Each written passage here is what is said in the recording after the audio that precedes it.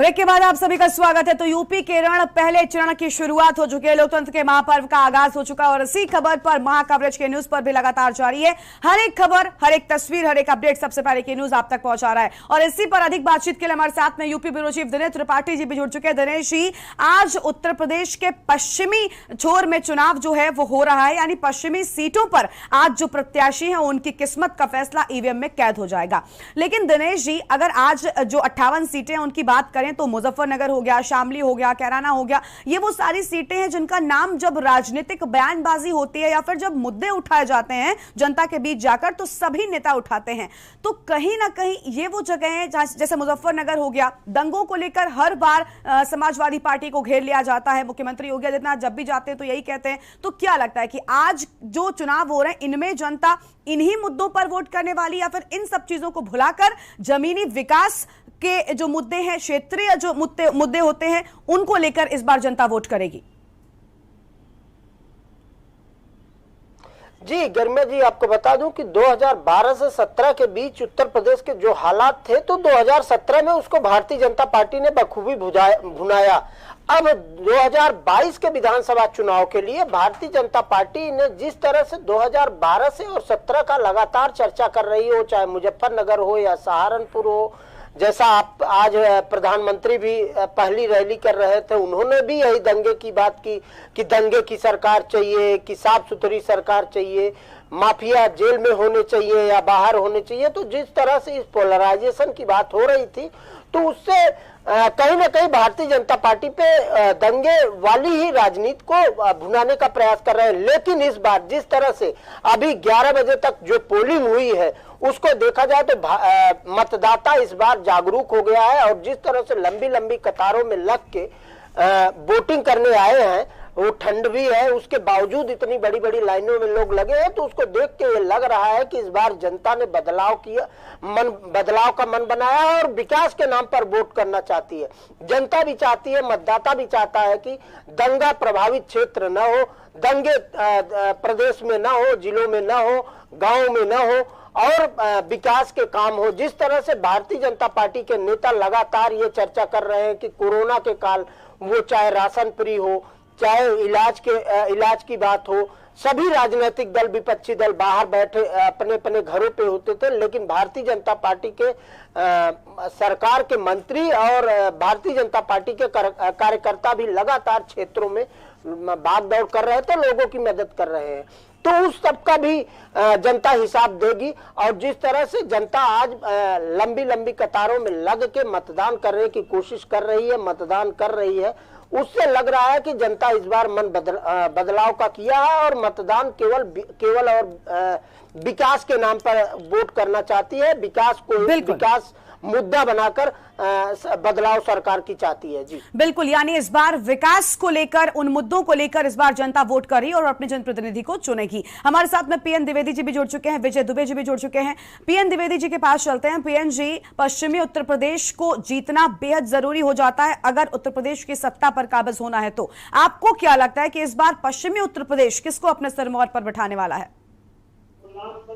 देखिए, ये तो 10 तारीख को जब नतीजे आएंगे, वोटों की गिनती होगी तब पता चलेगा। लेकिन जिस तरह का रुझान लग रहा है, जिस तरह से मतदाता भारी ठंड के बावजूद सुबह से मतदान केंद्रों पर आज देखे गए और 11 बजे तक 11 जिलों से जो खबर आई है और जो मतदान का प्रतिशत रहा, उससे ये लगता है बिल्कुल कि अच्छा परिणाम आएगा और मतदाता विकास के नाम पर ही वोट करेंगे, ऐसी उम्मीद है। बिल्कुल, यानी विकास के नाम पर इस बार वोट होने वाला है। आपके पास वापस लौटेंगे और सीधा अपने दर्शकों को उत्तराखंड के हरिद्वार लेकर चलते हैं और कांग्रेस नेता राहुल गांधी क्या कुछ कह रहे हैं वो सुनाते हैं। सबसे पहले, ये 70 साल नहीं चली है, नरेंद्र मोदी के आने के बाद चली है। देखो कौन सी दुनिया में रहते हैं आपके प्रधानमंत्री। कोरोना आता है, कहते हैं ताली बजाओ, लाइट जलाओ, फिर देश से कहते हैं तुमने कुछ नहीं किया। 70 साल तुम्हारे माता पिता ने कुछ नहीं किया, तुम्हारे दादा ने कुछ नहीं किया।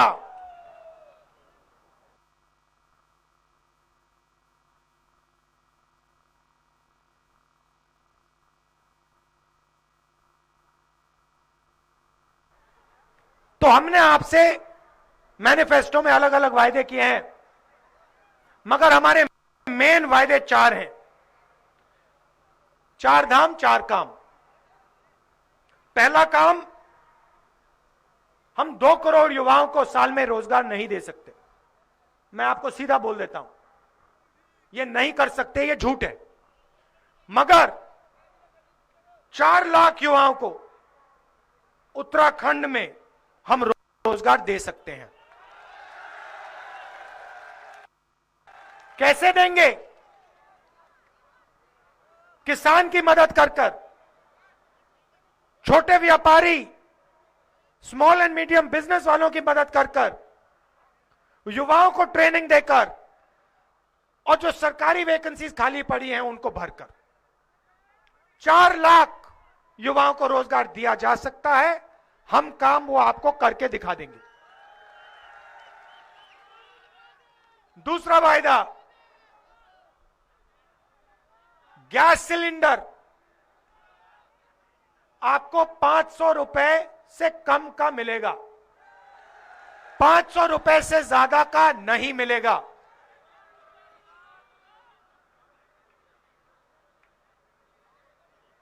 हम एक नया आइडिया लाए हैं। मैंने 2 हिंदुस्तान की बात की। मैंने कहा कि एक अमीर हिंदुस्तान बन रहा है अरबपतियों का, और दूसरा गरीबों का, कमजोर लोगों का, करोड़ों लोगों का हिंदुस्तान। हम नई योजना लाए हैं, उसका नाम न्याय योजना है। न्याय योजना एक गारंटी है। 5 लाख परिवारों को, उत्तराखंड के 5 लाख गरीब परिवारों को कांग्रेस पार्टी हर साल 40,000 रुपए सीधा बैंक अकाउंट में डाल के दिखा देगी। हम 2 हिंदुस्तान नहीं चाहते, हम एक हिंदुस्तान चाहते हैं। और इसीलिए न्याय योजना के माध्यम से हम उत्तराखंड में गरीबी को हमेशा के लिए मिटा देंगे।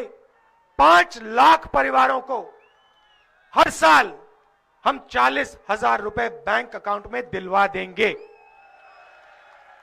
और आखिरी वायदा, कोरोना के समय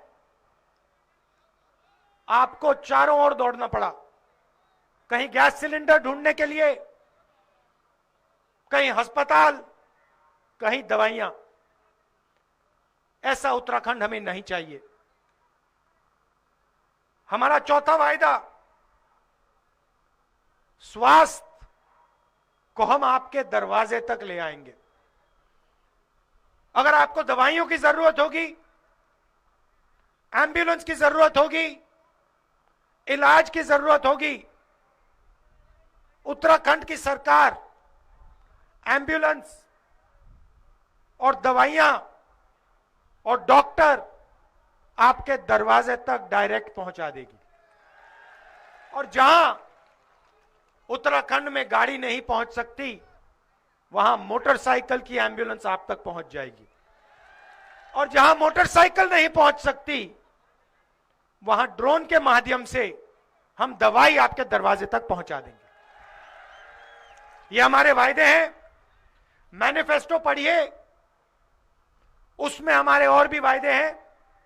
मैनिफेस्टो हमने आपसे बातचीत कर कर, आपकी आवाज को सुनकर बनाया है। उसमें आपके लिए अलग अलग योजनाएं हैं। उत्तराखंड को बदलने की योजनाएं हैं। टूरिज्म को आगे बढ़ाने की योजनाएं हैं। एक बार फिर आप दूर दूर से आए, आपने इतने प्यार से मेरी बात सुनी। काजी जी, आपने मुझे इधर का स्वादिष्ट गुड़ खिलाया। मैं चाहता था गन्ना किसानों की तरफ से है ये आप गन्ना किसानों ने मुझे दिया। मैं चाहता था कि सिर्फ स्टेज पे मैं ना दूं, मैं सोच रहा था कि मैं आपको भी थोड़ा सा गुड़ खिला दूं।